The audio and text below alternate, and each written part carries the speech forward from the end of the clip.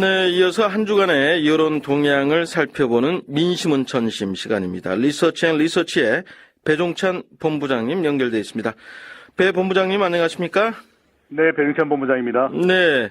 자, 박근혜 대통령이 이탈리아 아셈 아시아 유럽 정상회의 해외 순방을 마치고 돌아오지 않았습니까? 귀국과 동시에 풀어야 할 많은 과제도 안게 되었는데요. 우선 대통령 지지율에 어떤 변화가 좀 있습니까? 네, 국내의 각종 고인 정국이 이 대통령의 해외 순방 효과마저 사라지게 만든 상태로 분석됩니다. 예. 리얼미터가 지난 13일에서 17일 전국 2,500명 유무선 RDD 전화 면접 및 자동 응답 조사였고 표본 오차는 95% 신뢰 수준의 플러스 마이너스 2.0%포인트 조사 결과인데요. 네. 이 대통령의 국정 수행에 대한 긍정평가는 49.8%로 수치상 다시 40%로 내려온 상태입니다. 예. 부정평가는 43.8%였습니다. 역대 대통령 지지율 중 긍부정의 차이가 가장 적은 이 박근혜 대통령의 지지율 특성이 나타나고 있습니다. 이 9월 말에는 유엔 총회 연설이 있었지 않습니까? 네. 당시에는 순방 효과가 나타났었는데요. 연이은 각종 국내 사안들이 악재로 연결되면서 지지율에 걸림돌이 된 것으로 분석됩니다. 네. 지지율에 부정적인 영향을 미친 이 4대 악재를 정리해봤습니다. 대북, 네. 관계의 경색, 이 단말기 유통법입니다. 단통법과 사이버 감찰, 국민 여론의 후폭풍이 뒤따랐습니다. 예. 잘 아시겠지만 판교 테크노밸리 안전 트라우마가 재현됐습니다. 네. 개헌론 부각에 따른 당청 관계 갈등이 노출되면서 대통령의 지지율에도 부정적인 영향을 미친 것으로 보여집니다. 예.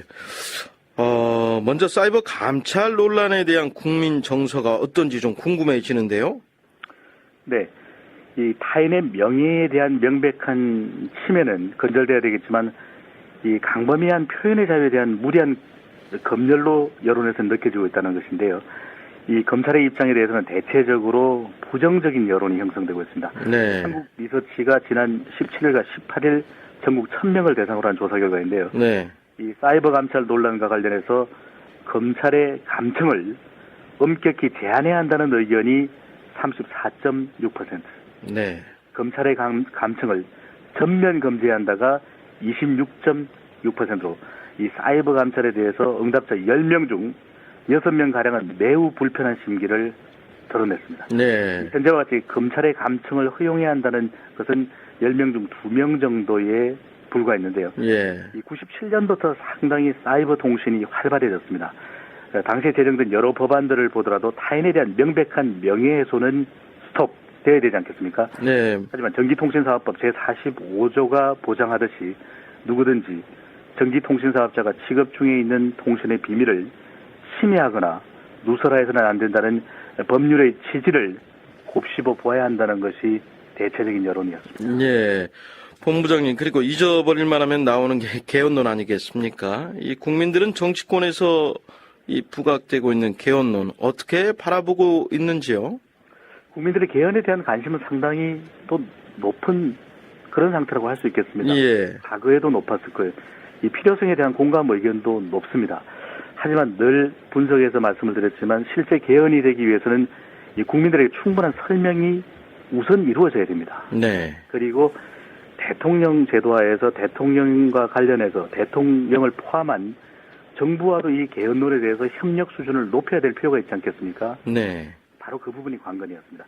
이 한길리서치가 지난 17일에서 18일 전국 1,000명 유무선 RDD 전화조사였고 표본 오차는 95% 신뢰 수준의 플러스 마이너스 3.1%포인트인데요. 예. 이 개헌의 필요성에 대해 찬성한다는 의견이 가반이 넘는 57.8%, 10명 중 6명에 가깝지 않습니까? 네. 상당히 필요성에 대한 찬성 의견이 높아졌습니다. 높아졌네요. 네, 예. 반대한다는 의견은 29%였고요. 예. 무음무응답은 13.2%로 나타났습니다. 네. 하지만 여론을 조금 더 들여다봅니다. 이 87년 헌법이 시대적으로 상당한 시간이 흘렀지 않습니까? 네.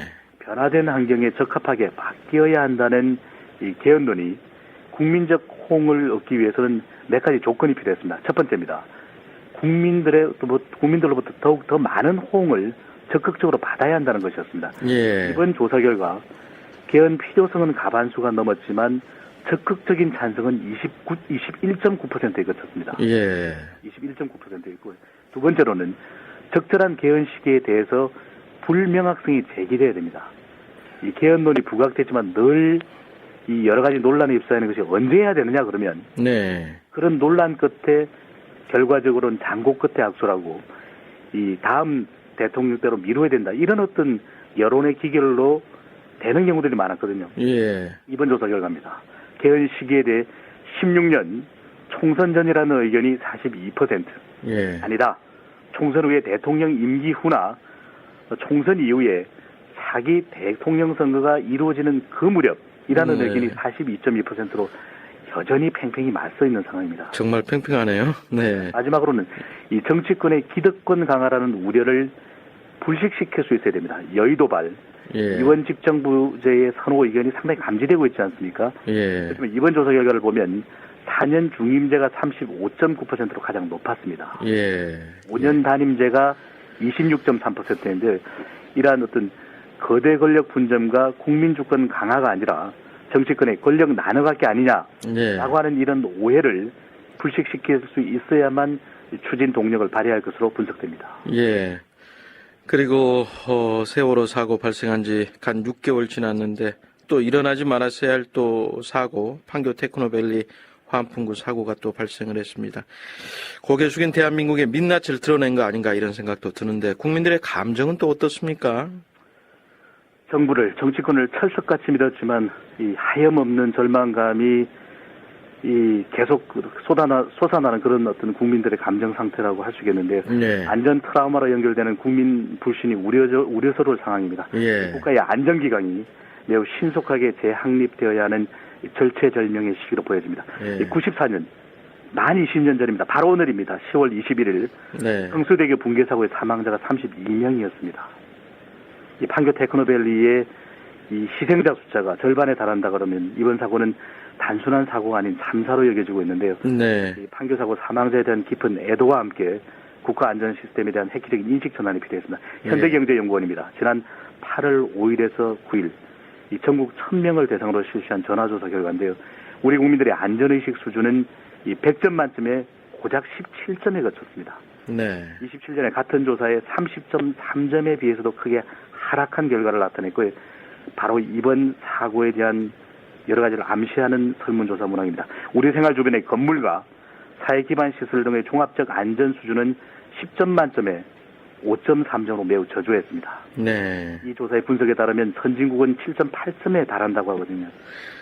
네. 실제 재난 또는 사고 예방과 대처를 위한 교육 훈련에 참가한 경험자는 이번 조사 결과 36%에 불과했는데 상당히 이 아쉬운 수준입니다. 안전에 관한 제도도 사람도 믿을 수 없는 것이 한국의 현 주소로 나타났는데요. 고도성장 국가를 만들기 전에 국민 여론은 안전한 나라를 만들어야 됐다는 우리 국민 스스로의 각성과 정치권의 반성, 안전만큼은 양보하지 않겠다는 정부의 철저한 의지가 살아나야 한다는 분위기였습니다. 네. 저는 본부장님의 의견이라고 믿고 싶고요. 예, 그렇죠. 예. 그리고 이 남북 경색 관계가 글쎄요, 대화 분위기가 형성은 됐는데 아슬아슬합니다. 이 남북 관계, 대통령 지지율에는 또 어떤 영향을 미치고 있습니까? 네, 북한 실세 3인방이 방문했지만 이 효과가 상당 부분 사라져 있는 상태인데요. 고위급 회담에 대한 기대감도 뚜렷하지 않은 것도 겹쳐 있는 상황입니다. 네. 여기에 이 대북 관계가 개선되리라는 이 전망도 있었지만 서해 NLL의 긴장 관계, 대북 전단 살포로 첨예한 대치 국면도 있었고요.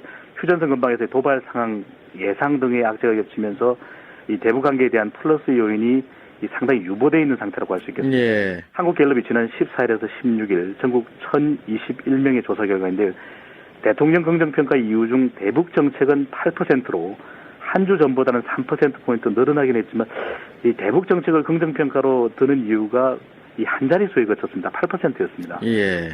하지만 또 미미하기는 하지만 대통령을 부정평가하는 이유로 대북 관계를 언급한 경우가 2%의 매우 미미한 정도이긴 하지만 등장하기 시작했다는 것입니다. 예. 대북 정책이 대통령 지지율을 상승시키는 주요한 변수로 여겨졌지만 이산 가족의 생사 확인이라든지 서신 왕래, 네. 남북 연락사무소 설치 등 이 대박 통일의 가시적인 성과가 나타나야만 대통령 평가에도 긍정적인 요인이 될 것으로 분석됩니다. 예, 알겠습니다. 오늘 말씀은 여기까지 듣겠습니다. 네, 민심은 전심 리서치의 배종찬 본부장이었습니다.